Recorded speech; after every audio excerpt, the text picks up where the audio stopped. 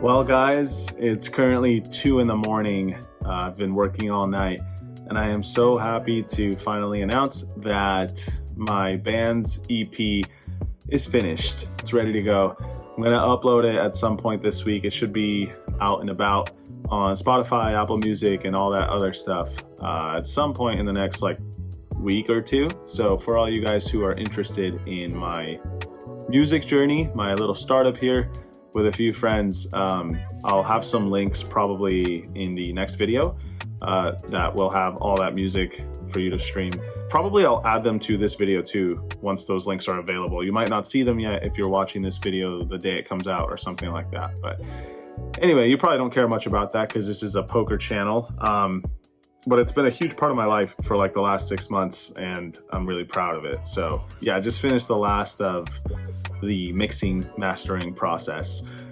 Anyway, in the meantime, I've also been playing quite a bit of poker at Hustler Casino Live, where, man, the games there, they just continue to amaze me. And you would think for as many times as I've played at Hustler Casino, I would grow accustomed to it, feel a little bit numb. But still, I end up in some games sometimes that I'm like, what the hell is going on? And I played one of those on Friday, which was just a few nights ago. I also played one very interesting hand a few sessions prior to that, which I'll go over in this vlog. So here's what we're gonna do. I'm gonna start with that hand, which was quite a big one. A few of you guys might have already seen it live, but if you haven't, you're in for a treat. And then we'll move on to last Friday's stream where I played just the weirdest pots in a while.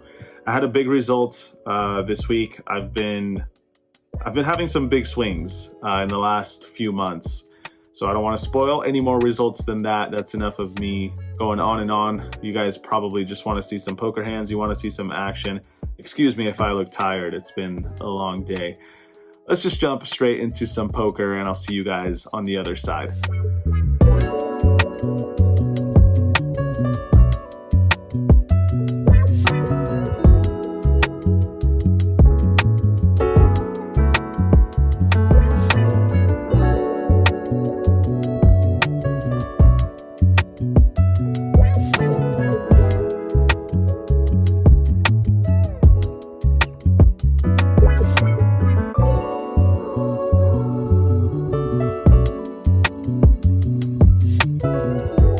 All right, guys, welcome back. Before we jump into this session with Texas Mike, Ryan Feldman, Mike X, and a bunch of other characters, like I said, we're going to go over a hand that I played the previous session.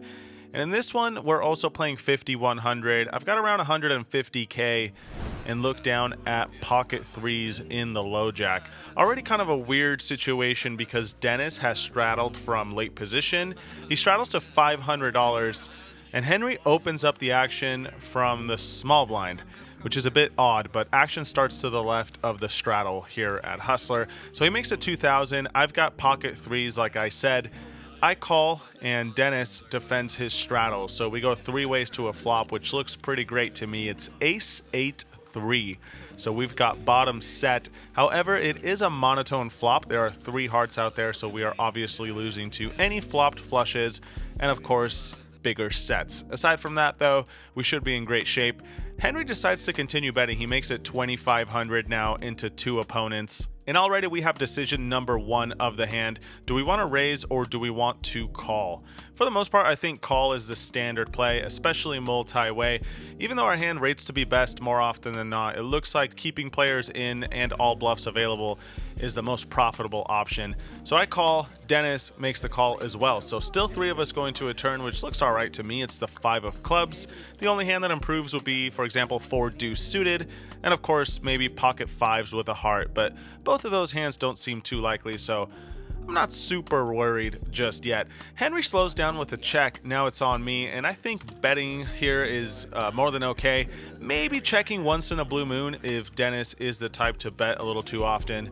Might be okay, but I think betting is the better option, so I decide to throw in some money. I make it $5,500. Don't want to go too big here based on this board texture and the fact that it's multi-way. So right, 5.5K into the middle. And this is where the hand starts to get interesting as Dennis thinks for a bit and raises it up to $20,000. Gets back around to Henry, who thinks for a bit and lets it go. I think this likely indicates that he folded top pair, but I'm not going to weigh that too heavily. Anyway, back around to me, and well, we're super deep, and we have a decision to make. Well, folding is out of the question with a hand this strong. Raising again doesn't make a lot of sense. We probably only get looked up by hands that are already ahead of me, so that leaves call as the only logical option. That's what I do, and we're off to a river. Wouldn't be mad if the board paired, but it does not. It's the 6 of spades. I check it now to Dennis, who was the aggressor on the turn, and he gives it some thought before jamming all in for $130,000 into a pot that's $53K. Quite the ridiculous bet size. 2.5, maybe a little extra, around 2.5 times the size of the pot. And this is just a nasty spot for bottom set. If you really think about it, it's quite the simple fold, I think. And the reason I say that is, well, there's 2 reasons. The main one is that when we're up against such a large bet size, we don't have to call with too many hands. It's okay to let some go here and there. And secondly, which I think is more important, this is actually the worst hand I would ever have after betting the turn and then calling a raise out of position. I likely wouldn't do that with any flush draw. I would probably only do that with sets and maybe like top 2 pair, but I would never have pocket aces and pocket 8s given the pre-flop action. So really pocket 3s is actually the worst hand I arrive at this river with and then face an all in with. So yeah, I think a fold is pretty clear. The thing is, it's Dennis, and this man is quite the maniac. He's down to go for it with bluffs, but he also likes to bet huge when he has strong hands. I've seen him do it plenty of times, and I think against a player like that, you just kind of have to play logically. And what I mean by that is, in this situation, I could very easily have many flushes, king high flushes, even queen high flushes, and every other flush is probably okay to call with. If he's got a bigger flush, so be it in that instance. But with just bottom set, not even a heart in my hand, kind of a non-decision, so I let this one go after a bit of thought. Unfortunately, this time Dennis does have a bluff. He's got king 7 offsuit with the king of hearts, so pretty interesting hand. Unfortunately, it doesn't go our way, but I think I'm okay with how I played it. Just wanted to include this one in the vlog because it had quite a bit of traction online. A lot of people saying you have to call with a set, and they wanted to hear my thoughts, so those are my thoughts. Maybe a few of you guys out there would have stuck 130,000 of your dollars into this pot with bottom set, but I don't know. I think long term, just calling with flushes and folding sets is probably fine. Moving on, we are moving forward to Friday's session, which was quite the wild one. Once again, Dennis is in the game, and once again, he is on my direct left tonight, so we've got our work cut out for us against an aggressive player like this. Let's see how it goes. In the first hand, straddle is on, so we're playing 50, 100, 200. As was the case for most of the night, there's a raise from Texas Mike to $600. Vinny calls on the button. I don't know anything about this player, and I once again look down at pocket 3s. I make the call from the straddle, and we go 3 ways to a flop, which is quite nice and reminiscent of the previous hand. 6-3 deuce, 2 hearts out there. We've got middle set on a draw-heavy board. Looks pretty great to me. But interesting developments already as I check to the preflop raiser, who is Texas Mike. He bets 1,000, and now Vinny raises on the button to 4,000. Back around to me, and well, what do we want to do here? We're facing a raise and a re-raise. I think we're going to look strong no matter what I do, whether it's call or raise, but I think call is a bit better to allow Texas Mike in the pot as well. So I make the call. Texas Mike, however, gets out of the way, so we go heads up to a turn, which is the 7 of clubs. Shouldn't really change anything, aside from, I guess, pocket 7s now beats us, but I'm not too worried about it. I check, expecting Vinny to continue betting, and he sure does. He puts in a bet of $10,000. Pretty big bet, around the size of the pot here. And we're out of position, so I think getting it in with a set wouldn't be the worst thing ever, but there are so many draws available, and of course we are losing to any potential flopped straights, that I think calling is a bit better. That allows him to bluff if he is bluffing on the river, and of course we don't bloat the pot if we're actually behind. So I think for a bit and make the call, and we see the queen of diamonds on the river, a complete blank. I check it again, obviously planning to call any bet at this point. And that's exactly what ends up happening. Vinny tosses in $15,000. Should have probably jammed here just to try to get the max versus pocket twos or like 6-7, but I just snap call instead, and we end up winning versus 6-5 offsuit. So it turns out he was, I think, bluffing on the river, and we probably wouldn't have got paid anyway. Not a bad start to the day as we profit around $31,000 in this one. Next, I look down at pocket kings in the big blind. There's a limp from Vinny ahead of me. Dylan makes it $1,200. Of course, I am going to be raising. I make it $5,200, and when it gets back around to Dylan, he makes the call on the button. So we're playing these pocket kings out of position, but no problem as we flop top set. Running hot today, 2 for 2 with the flop sets. It's king jack 3 with 2 diamonds. The nice thing about this board is I would often bet all my hands, and that includes all my trash hands, as I think Dylan knows. So I start with a small bet, expecting to get action. 3,200 into the middle, and sure enough, Dylan comes along. Turn card's a blank, it's the 5 of spades, and now we have a decision between continuing to bet or checking and seeing if Dylan wants to put some chips in there. I think both options are fine. Probably bet is a little bit better, something you should lean more towards when you just have strong hands. But this time I decide to check it. This is just a player dependent thing. I've noticed Dylan does like to bet often once I check it over to him in re-raised pots. We have a lot of playing history here, so I think switching it up between different strategies is definitely a good approach. So that's what I do. I check it, and now Dylan does put in a bet of $8,000. I take a look at his stack. He's got $16,000 behind, so not a lot left to play for if I were to call. Interesting spot now with the flop bet and then the turn check from me. I think calling one more time is probably standard, but check raising all in is also fine. Could do this with some bluffs like ace 5 suited, ace 4 suited, even ace 3 suited, maybe queen 10, all sorts of different holdings that might play this way. And the nice thing about going all in, I think, is that it also commits him if he's got a king, of course, any sort of draw like a diamond draw, or maybe queen 10 suited himself. But unfortunately, Dylan was bluffing with just a gut shot, which is probably the one hand that is not priced into call. And sure enough, after I go all in, he does let it go. He did think about it for a while though, which I think is understandable. You know, I might be bluffing with a small flush draw that he is of course ahead of with ace high, but in the end he does make the fold, and we end up getting not the max, but a good chunk here as well.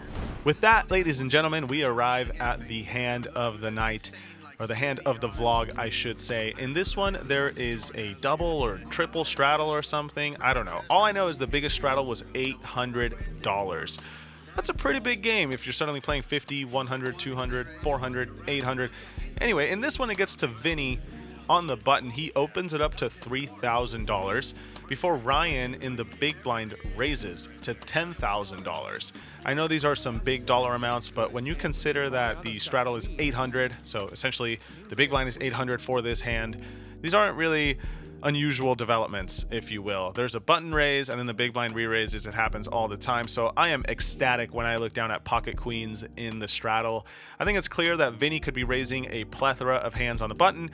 As a result, Ryan could be re-raising all sorts of hands that are trying to attack this range. Of course, he's going to have some real hands too, but even if that's the case, pocket queens is doing great against most of those. So I'm definitely going to put in a raise. I make it $23,000 to go, just a little bit over a min raise. Ryan and I are not super deep, considering that the 800 is on, but there's still a lot of chips left to play for. Everyone else folds, gets back around to Ryan. He takes a look at my stack. I've got like $70,000 behind, which I think is the right amount for him to attempt any bluff if he were to try to steal this pot with, say, something like a small suited ace, or maybe ace jack, ace 10 suited, these sorts of all-in pre-flop bluffs that he might attempt once in a while. So my plan is to call an all-in if that's what he decides to do. Pocket queens is just too strong to let go pre-flop against a player like Ryan. He could even have ace king or, you know, pocket jacks that might just be trying to shove for value. If he's got aces or kings, so be it. My fate has been sealed in my own head, and sure enough, he does eventually jam all in. I snap call as I had predetermined I would. And unfortunately, we get the bad news that Ryan has pocket kings. So yeah, that sucks. It's a bit frustrating as well because Ryan is a player who has held over me in recent history for quite a while, actually. I mean, we don't play too often, but it seems like every time we do, he's got the better hand one way or another. And this hand just seems to follow that trend, unfortunately. I'm sure you guys out there can relate. Maybe there's a player that you guys tangle with regularly who just always seems to beat you, or maybe it's the other way around. There's a guy who just cannot get the best of you. You know how it goes. Anyway, All in pre-flop, kings versus queens. We are looking for some help here. We decide to run it twice per Ryan's request. I'm usually indifferent about either way. And what do you know? On the first flop, we find top set. It's queen 4-3, turns a 5, river is a 3. We end up with a full house. That is once again another set on the flop. So I'm quite happy that we'll be chopping this one. Second one, he flops top set, so we're pretty much drawing dead. Turn is an ace, however, which gives me a straight draw. If a jack were to come, that would be pretty funny. What do you know? The river is actually a jack. Holy shit. I cannot believe that this just happened. I'm actually in a little bit of shock at the table. I've just never been on the other side of running it twice with the worst hand and then scooping in a huge pot like this. I mean, this is nearly $200,000. We were 25% to win one board. I don't even know what the math was to win 2 boards. I think it's 25% times 25%, right? Is that how the math works? I don't know. All I know is this was an extremely rare situation. And man, when you're running hot, stuff like this just happens. And I have been running pretty hot in the last 2 weeks suddenly after months of getting whacked. So yeah, I can no longer say that Ryan runs hot against me. It seems like perhaps things are turning the other way. Yeah, not like a whole lot of skill was displayed in this hand, but I'll happily take it. In the next one, we are playing the stand-up game. I've been card dead for quite some time and decide to get out of line by raising pre-flop with queen 3 suited. Not recommended, but gotta tell the story. We get called by 4 players. As you can see, we somehow are not in terrible shape versus 9-8 offsuit, 7 deuce off, queen 9 off. As you guys can tell, this game is off the rails pretty much. Off to a flop which comes down 8-4-3 with 1 club and 2 spades. I decided to continue betting here. Good things can happen, and I don't think anyone's gonna be too strong on this board. We've got bottom pair and a backdoor flush draw, so let's get after it. However, Mike immediately raises on my left to 4,500. This is a bit scary because he's got 2 players left to act behind him, but at the same time there are plenty of draws, and hey, it's Texas Mike. The man is just kind of insane at the poker table, so I come along expecting to have the best hand often enough. Just 2 of us going to a turn, which is a deuce of hearts. Not only changes the fact that 6-5 gets there, but aside from that, it's kind of a blank. I check again, and now he bets the size of the pot, $10,200. Already a tricky situation here with bottom pair on the flop. Well, it's no longer bottom pair, but you get what I mean. And this is the whole reason why you don't want to play these marginal hands pre-flop in a loose game. You just end up in these tricky situations. However, here we are. And like I said, it's Texas Mike. I think he could be getting out of line with all sorts of stuff, especially with the stand-up game on. But I also kind of am worried about losing to bluffs. Like, what if he's raising a 4 for no reason? What if he's bluffing with pocket 5s on the flop? Some sort of strange raise. He could just be overplaying an 8. And even hands that are bluffing, like let's say 9-7 of spades or whatever, have a good chance against my weak pair. So I don't know. I think it's close. I kind of wish that I had hero called him down on certain river cards, but I end up just letting it go right here on the turn, and sure enough, he shows me queen 9 offsuit. We get wrecked by the man, the myth, the legend, Texas Mike, and finally we don't win a pot because, you know, bottom pair is a lot trickier to play than a set. Moving right along, in this next one, we've got 5 deuce offsuit. Now you might be wondering, what the hell is this hand doing in the vlog? And well, let me explain. We are playing a round of stand-up here, and not just that, it's progressive stand-up, which means that if you lose, you owe everyone at the table a bunch of money, and they can have multiple chips. It's just, all you need to know is it's more expensive than regular stand-up. For that reason, I am desperately trying to win a button here, which I have not yet done.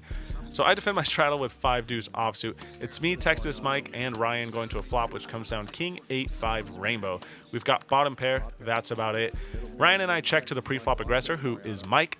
He continues for a bet. Ryan makes the call, and already you should probably let go of bottom pair after someone has called this flop bet.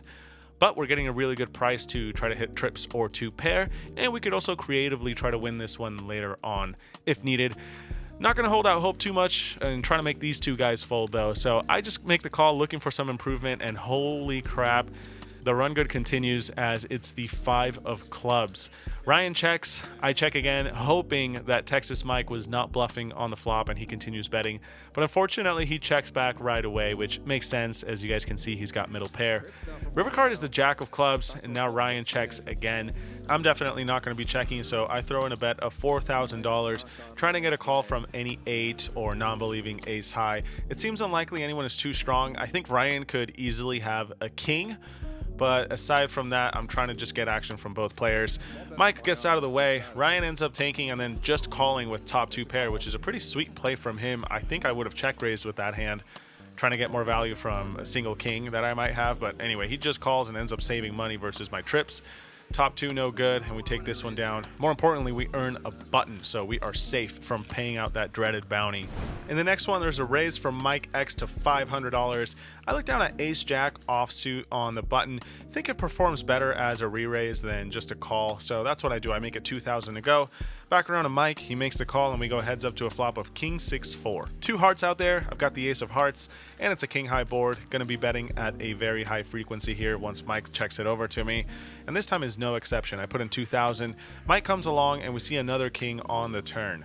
Mike X checks again, and I know a lot of people might be tempted to check back here, which I don't think is a disaster, but I think even though it feels a bit unnatural, that continuing to bet is the better play. It just prints way more money in the long run than checking back ace high and trying to get to showdown. So I bet small again. Could also balance this with all sorts of bluffs that are trying to steal the pot for a cheap price. I bet around a third, 3.2k. Mike X is now in an uncomfortable spot with his ace high. He decides to come along one more time and keep me honest, which I completely understand with ace high. Probably could let this one in particular go, but I don't blame him. He's seen enough of my shenanigans to try to keep me honest. River card is a 5 of spades. Mike X checks again, and considering that we're beating all sorts of potential draws at this point, I decide to just take my minimal showdown value and knuckle this one back. Luckily, he says ace high, at which point I'm pretty sure we've got the winner, so I just turn it over, and sure enough, this one is going our way as well. In the next one, I once again have ace jack. In this one, the $400 straddle is on. Mike X limps in, Dylan limps in on the button. I will not be limping in with this one. I make it 3,400 to go. Mike X gets out of the way with his 6-5 suited, which I think makes sense given his stack size. Dylan does make the call though, so we go heads up to a flop of ace 9-8 with a flush draw out there. Already a tricky spot for me because sure, we've got top pair with a decent kicker, but this is just a board that he's going to connect with very often, and we are also out of position, which makes our hand inherently more difficult to play. So I think checking here is actually a bit better than betting, but I think you could mix, certainly. This time I decide to bet small, which I kind of don't love looking back. I think probably a bigger bet or a check might be better. I'm not 100% sure though. Anyway, Dylan pounces on this small bet immediately. He makes it 8,400 to go. And I already don't love this spot because sure, we've got top pair, but we're losing to ace 9, ace 8, 9-8 suited, pocket 8s that might have limped in on the button. Questionable how often he's doing that. Really just questionable how often he's limping all the hands I just listed. I'm not super sure, but we've got top pair and we're still beating plenty of draws, which of course he might play this way as well. So I come along and we see the king of diamonds on the turn. Bad to worse, all potential flush draws on the flop now improve, so I check again. But this time Dylan checks it back, which I found a bit odd.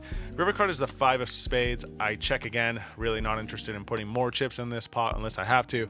Dylan checks it back as well, and we end up losing to 2 pair, which I somewhat suspected on the flop, but I think just folding ace jack would have been a little bit too weak.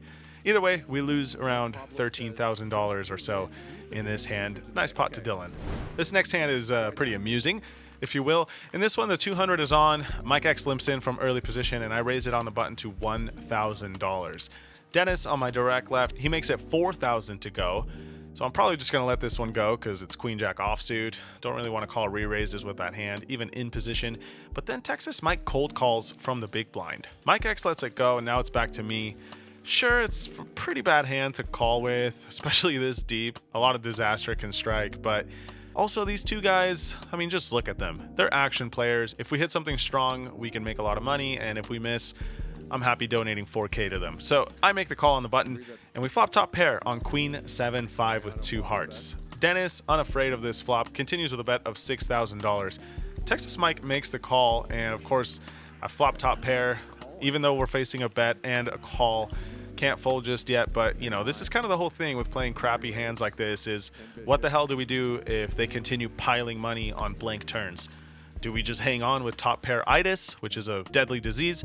Do we let it go and then feel like a nit because you folded top pair? I don't know. Anyway, I make the call, and we immediately get the stress relief we needed on the turn, as it's the queen of diamonds giving me trips.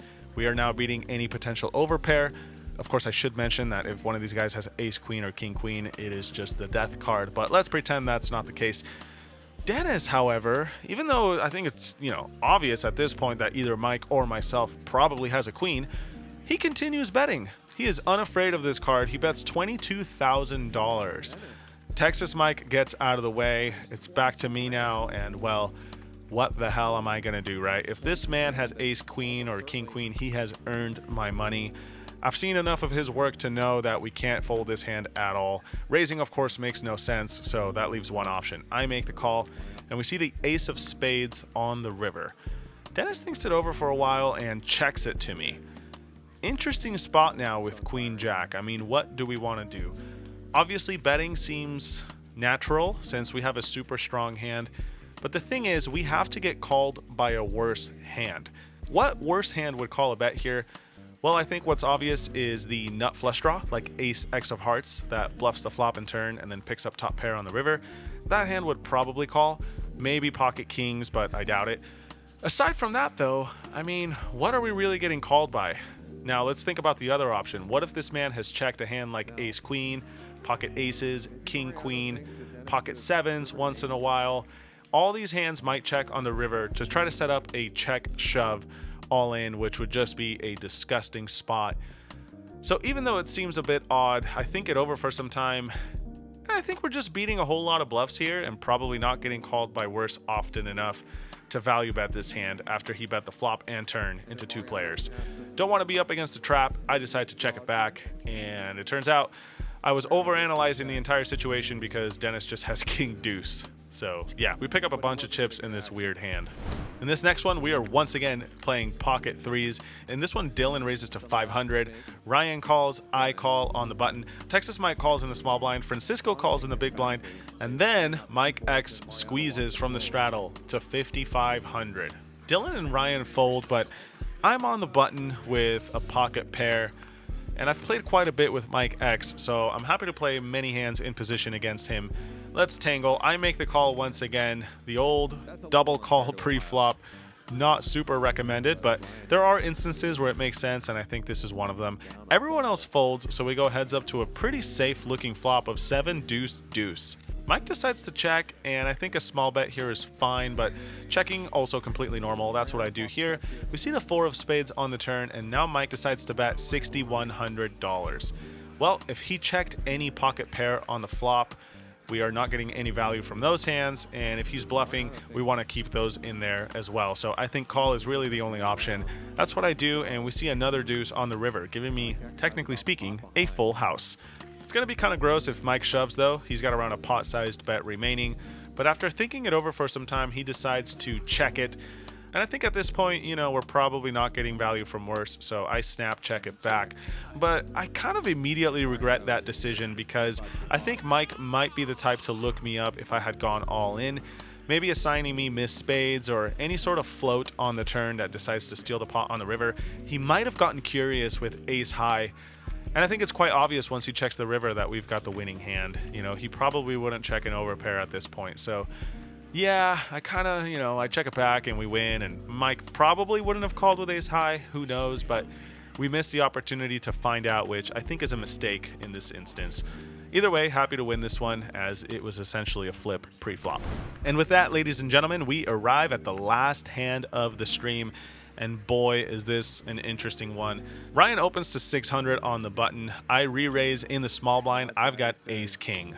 Pretty powerful cards, but Dennis does not seem to care. He makes it 8,000 on my direct left. He's in the big blind. We are super deep here.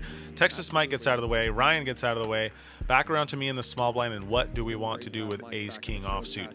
Already a pretty tricky spot, actually. Even though it is Dennis and he's super aggro, ace king offsuit doesn't perform super well out of position when you're very deep. I think calling here is the more standard play, but I think raising is also fine. If we're going to have some 5 bets, we need to create some bluffs to go along with the strong hands, and I think ace-king is one of those candidates. So wouldn't do this every time, but this time I do decide to take the aggressive route. I make it $22,000 to go. Dennis thinks for a bit and makes the call. When he calls this $22,000 bet, I immediately assign him some strong hands. I mean, yeah, it's Dennis, he's an action player, etc. But when any man starts calling $22,000 pre-flop in a 51-2 game, they're probably going to have a strong hand. So I'm trying to keep my wits about me and play this hand as well as I can. Off to a flop which comes down Jack, 9 deuce, rainbow. We completely missed, but we could still have aces and kings quite easily. And I also think Dennis is going to give my hand quite a bit of respect since I've been playing pretty normal most of the night, I think. So I start with a small bet. Would do this with pretty much all my hands. I bet around a quarter pot, $13,000. Dennis thinks for a bit and makes the call. Once that happens, I think we're likely up against a hand like pocket tens, maybe queen jack suited, jack 10 suited, all sorts of these middling strength hands that are definitely not going anywhere on the flop. Turn card is the 5 of spades, and at this point I start doing some math about how big this pot is, how big I want to continue betting, do I want to check and call a bet, and somehow, and I'm not proud of this, but somehow in my calculations, I determined that the pot was not 70,000, but 140,000. Maybe this is what happens when you've been playing way too many hours in a week. Maybe this is what happens when a pot is getting pretty big and it's hour 6 of the session. A little bit of brain fry, but essentially a critical mistake, really, because 70,000 and, double that amount, that's a pretty big difference. However, somehow I was thinking to myself this pot was 140,000, and I realized that I had 190,000 or so, which is a slight overbet. I thought to myself, pocket aces and pocket kings, which are my most obvious value hands, would want to continue betting here, and probably an all-in makes sense to balance out any potential bluffs I might have, like say ace deuce of spades, ace 4 of spades, maybe ace 4 of hearts that unblocks any flopped flush draws. All sorts of fancy nerdy bluffs I could have in this occasion would want to go all in. So I think ace king also in there. Probably don't want to do it every time, but I decide to bluff with it, which I think is fine. For the record, I think bluffing here with ace king is normal. The problem is I shoved all in thinking that it was a slight overbet. Dennis, somehow, the man has 8-6 offsuit, which I really can't believe. I mean, this guy, he's an animal for sure. And of course he lets it go right away. He's just got 8 high. But I immediately realized as the pot gets pushed to me that I made a gross overbet. It was like triple times the pot. So that could have been a complete disaster if somehow he had a hand like pocket jacks. But then again, maybe it was a cool bet because I think he would have folded a jack or pocket tens, 8-9 suited, all these sorts of hands that just can't call versus a massive overbet like that. Anyway, not a whole lot of post-flop action in this one, but pretty ridiculous that I made such a gross calculation error on this one. Whatever, we survive, we avoid disaster, but it could have been pretty bad. Anyway, that was the last fun hand of the stream. As always, I hope you guys enjoyed the hands.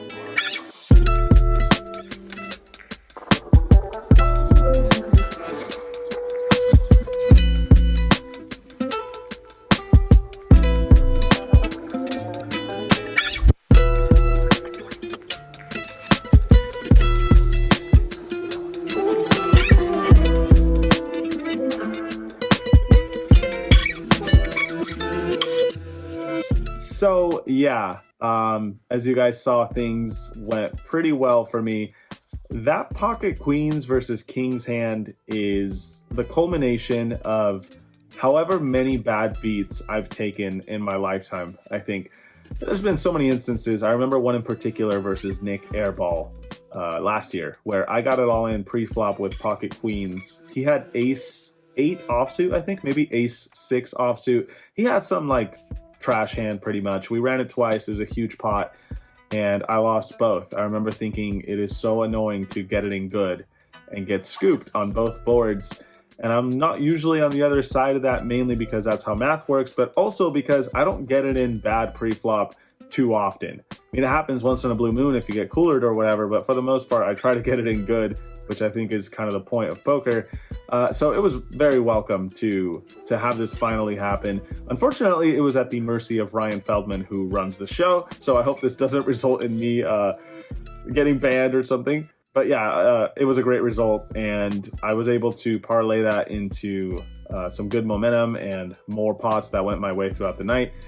In total, I ended up winning $200,000, plus I won $60K the session before that. So I'm up like $250,000 this month or something ridiculous. It might even be more than that.